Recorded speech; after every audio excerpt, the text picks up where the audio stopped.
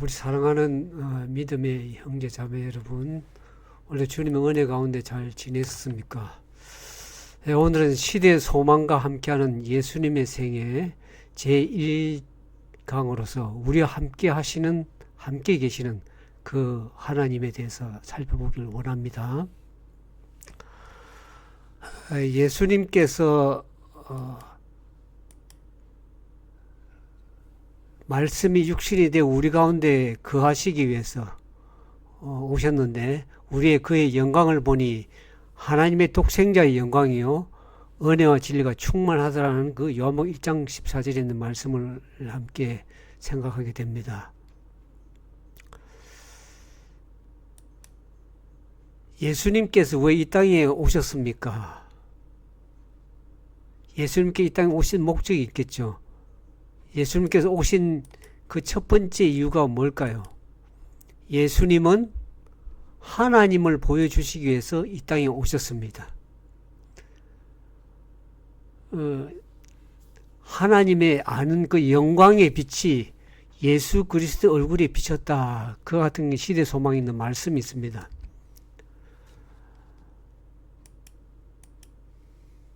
여기 시대 소망 19페이지에 있는 말씀에 보면 그분은 하나님의 형상이요 하나님의 위대하심과 위엄하심의 모습이며 그 영광의 광채에 있었다 그랬습니다. 그가 이 세상에 오신 것은 그 하나님 아버지의 그 영광을 나타내기 위해서 이 땅에 오셨다고 그럽니다. 하나님의 영광은 뭡니까? 그분의 품성의 영광입니다.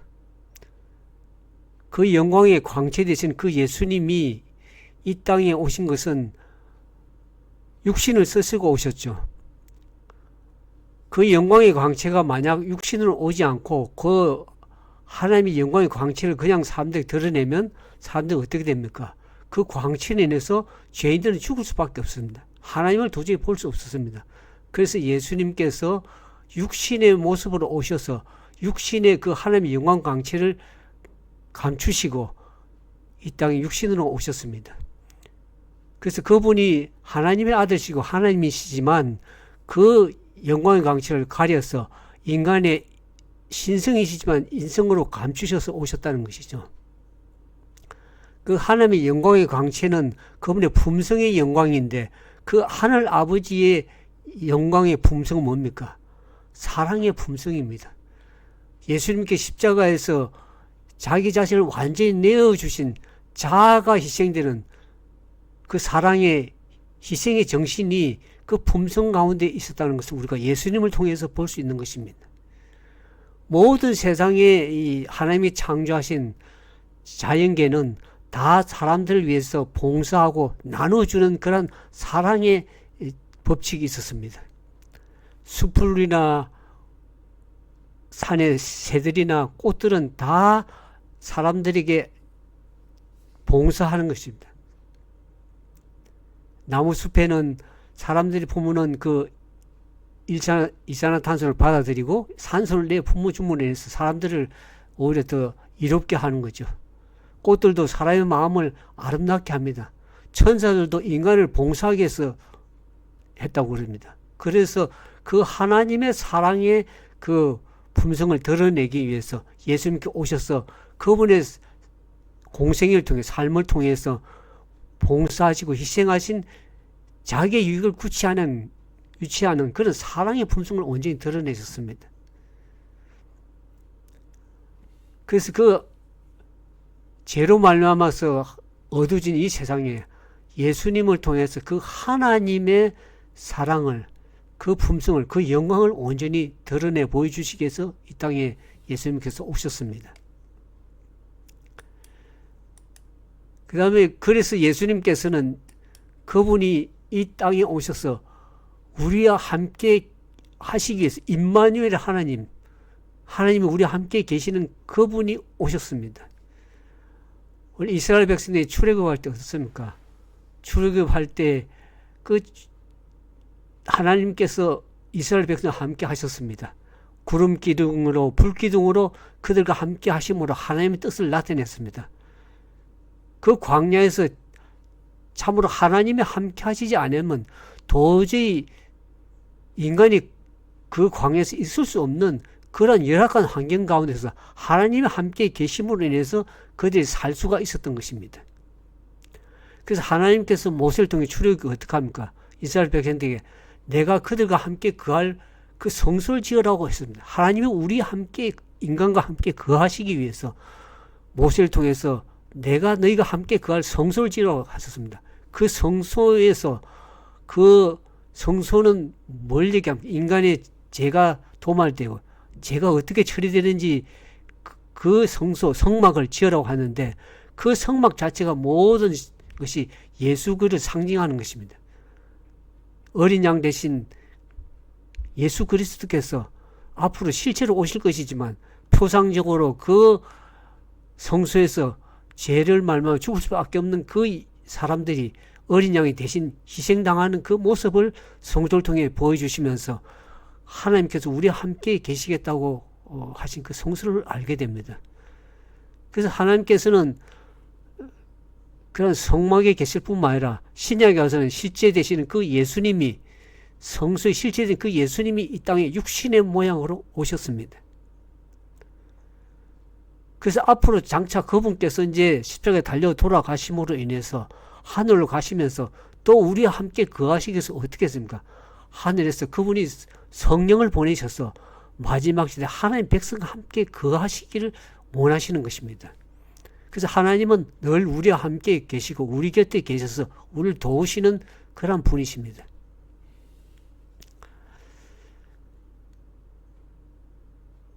그뿐 아니라 세상이 어떻습니까? 죄로 말미암아서 세상이 하나님 아는 영광이 알 수가 없게 되었습니다. 죄는 언제 시작이 됐습니까? 우리 계시록 12장에 보는 것처럼 하늘에서부터 시작이 되었습니다. 하나님의 보좌의 높은 천사장으로 있었던 그 루스벨이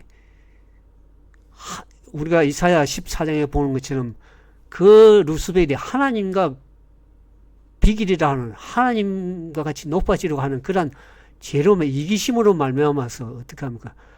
죄를 범하게 되었습니다. 그래서 결국에는 계속 12장에 보는 것처럼 하늘에서 쫓겨나게 됐습니다. 용과 미갈이 전쟁을 벌였는데 용이 하늘에 있을 곳에 어찌 못해 이 땅에 게임을 받은 그 천사의 3분의 1과 함께 이 땅을 쫓겨나게 됐습니다. 그래서 그 하늘에서 전쟁이 시작되면서 그 죄가 시작이 되는데 그 사단은 하나님을 그릇되게 나타냈죠. 그래서 이 땅에 쫓겨 내려와서 우리가 창세기 3장에 죄가 들어오면서 어떻게 하면 사단이 아담과 하와에게 접근해서 하나님을 말씀을 오해하게 만들었습니다. 하나님께 동상 각종 모든 나무를 먹지 말라 하더냐 그렇게 하나님께 게임했을 때 하나님의 말씀을 오해하게 만들었습니다. 하나님의 모든 동산 중앙에 모든 나무의 실과들을 먹지만은 동산 중앙에 있는 나무의 실과는 먹지 말라고 해서 먹나는 정령 죽으리라고 말씀하는데 사단은 어떻게 합니까? 정령 먹어도 결코 정령 죽지 아니하리라 거짓말을 했습니다. 하나님의 말씀을 오해하고 거짓을 분명해서 하와라고 범죄하게 했습니다. 그래서 그 하나님을 거짓 표명하게 되고 하나님의 말씀을 오해하게 만든 그 사단으로 말미암아서 이 세상이 죄로 도르게 되고 세상이 점점 어두워졌습니다. 하나님의 사랑의 그 품성을 오해하게 만들었습니다. 사단이 어떻게 했죠? 그걸 먹는 날에 정령 어떻게 합니까? 그 빛이 하나님처럼 눈이 밝아서 하나님처럼 될 것이라는 것을 하와에게 게임을 줘서 그걸 먹음으로 해서 죄가 시작이 되었습니다. 그래서 하나님을 오늘날도 그렇죠. 하나님이 나를 사랑하지 않는가? 그런 오해를 하는 것을 보게 됩니다. 하나님은 우리를 늘 사랑하시고 우리 곁에 계셔서 우리와 함께 하시기 위해서 오신 그것을 그 오해를 완전히 풀기 위해서 예수님께서 육신을 쓰시고 이 땅에 오셔서 하나님의 그 사랑을 그 자아 희생의 정신을 보여주시기 위해서 예수님께서 오셔서 십자가에 죽기까지 달려 돌아갔습니다. 그래서 예수님과 사단과의 그 서로 비교해보면 어떻습니까? 하나님의 품성과 사단의 품성을 서로 비교해보면 하나님은 예수님 당신의 아들을 십자가에 죽기까지 내어주셔서 죄된 인류를 구원하시고자 하는 그 사랑의 희생적인 정신을 보여줄 뿐만 아니라 사단은 어떻게 했습니까?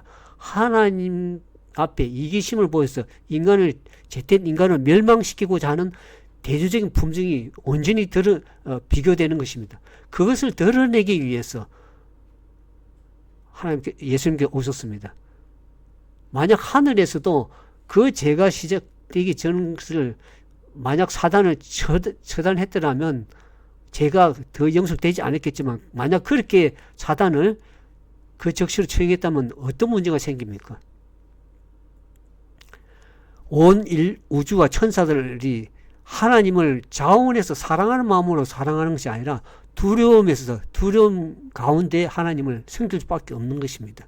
그래서 제가 이까지 용납이 된 것은 그 사단의 품성이 온전히 다 드러날 때까지 하나님께 참으신 것입니다. 제가 제때 완전히 드러나서 사단이 잘못된 것이라는 것도 온전히 온 우주 앞에 드러내기 위해서 예수님께서 이때까지 참아오신 것입니다. 그러나 그 죄가 언젠가는 처결이 되겠죠. 죄가 처결될 때 사단도 함께 척결될 것입니다.